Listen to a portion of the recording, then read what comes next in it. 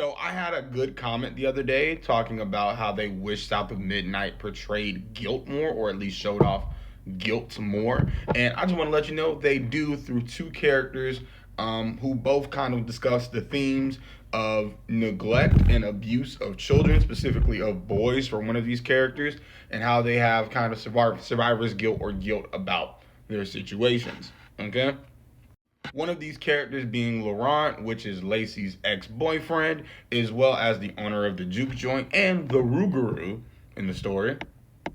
And the other one being Itchy, the old senile man that we encounter on the way to Hug and Molly's lair. Okay, so let's first start off with Laurent. Laurent comes from a very, very troubled childhood. As a child, he witnessed his mother succumb to her sickness, as well as his dad reprimand him for showing any emotion about the loss of their mother, and then also watched his father get shot by his boss, strictly because the boss was laying people off at their jobs, and the money they could have gotten from that job is money they could have used to help Laurent's mom out when she was sick. It's a lot, but follow me here. Laurent would frequently run away from home. He would frequently just yell and lash out all of the anger and rage and everything that he's experienced because he couldn't do it at home because his dad would beat him. And his uncle would get into tussles with his dad about how to raise Laurent without his mama, or just how to raise a young man at all. This all comes to a head where later on in Laurent's childhood life, he wanted to express a concern to the boss of the sawmill where him and his dad worked at. Mind you, Laurent's still like a itty bitty boy. And as he was raising this complaint to the boss struck Laurent, smacked him right beside the face.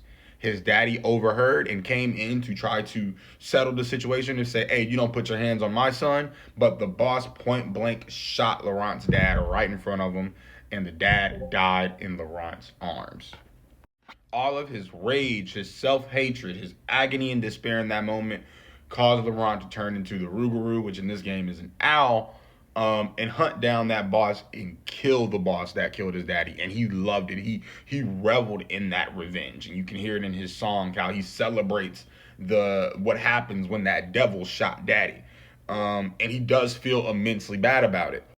He feels so bad about what happened. Anytime he would get a job, anytime he would be involved with someone, he would have to restrain himself from getting too attached because his outbursts, whether that be violent or whether that be someone trying him and just pushing him off of him, would cause other people to get hurt. And he would always blame himself. He would always feel guilty. He felt as if he was guilty for getting his dad shot, as he felt that he was guilty because he wasn't working hard enough as a boy to save his mom, and he felt guilty about the reason why the fact everyone hates him and the fact he can't keep anything is because of him.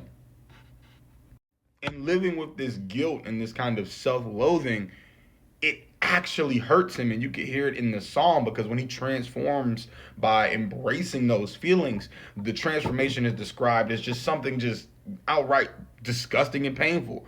He breaks his bones, he rends his skins, his fangs set on fire, and all of the rage just that's in him just lets out.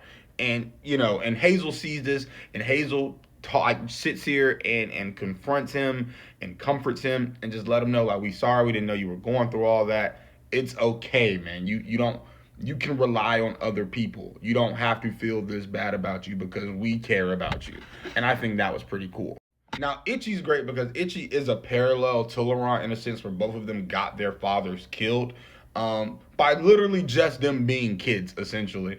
And the toll that it took on Itchy, what is more of like survivor's guilt in that sense, because Itchy was also abused by his father. But the thing is, everyone in Itchy's town was abused. They were poor. They didn't have anything, and they would pray. They would pray to just be taken away from their homes where they can have food, shelter, and some form of like some form of comfort, whatever resembles a home, right? Now, Hug and Molly heard his pleas to be safe, to be free from that place. And Hug and Molly would come and rescue all the kids in that town from their abusive parents, except Itchy. You see, Hug and Molly heard Itchy's cries and came back and killed his dad for what the dad was doing to Itchy. And when Itchy found out, Itchy understood that it was Hugging Molly and knew Hugging Molly is this like her house and location where everyone was and where all the other kids went missing. And he pretty much told all of the adults, hey, it's this lady's house, bad things are happening, and I want my friends back. And eventually, as time just went on, the town people left, all the kids that were captured by Hug and Molly stayed, and he was essentially left alone. And he feels as if he's the cause for all of that going down and him not having any friends, and the fact that he wants to know why he was chosen to left stay. And he's stuck in this time period. He can't move on with his life, essentially. But Hug and Molly let all the other kids do and provided them sanctuary and everything else like that. I may be loosely remembering this and phrasing this wrong, but Itchy does feel terrible about being left behind by Hugging Molly.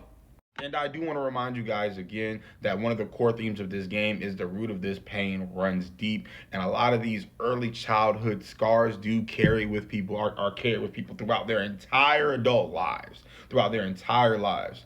So watching these things play out and watching these characters kind of self-isolate, have this guilt, all these feelings and stuff like that, only for us to come and be that voice of reason and see what goes on to them and let them know that, hey, it's not your fucking fault. Shit happens. And I think that's a pretty cool way to kind of talk about it in the game. That being said, we can't this same allotment for empathy will not be extended to Rhubarb. Rhubarb still has to give me the ones for what happened to Benji. But I just wanted to kind of go over this, just kind of how they touch on this in the game. I'm not the best at wording and translating these thoughts of mine into actual something that can seem kind of smart. So please, if you're a specialist, go ahead and dissect this and tell me what you think about it.